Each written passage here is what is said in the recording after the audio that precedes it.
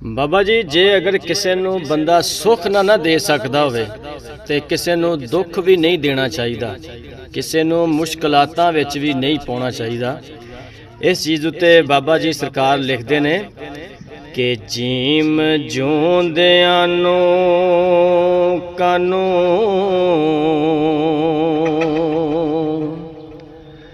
मारदा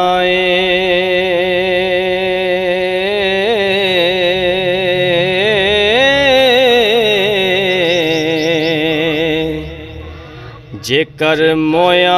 नू नहीं जगाउण जोगा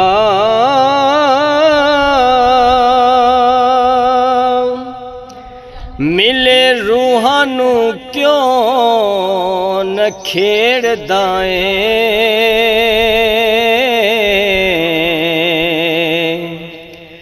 जेकर विछड़े नहीं मलाउण जोगा ते बूहे आए सवाली नू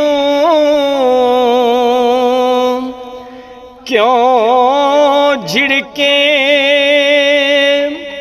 हो जेकर पले ओ खैर नहीं पाउण जोगा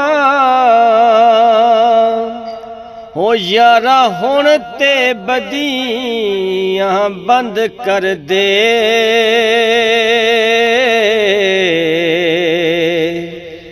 जेकर नेकियां नहीं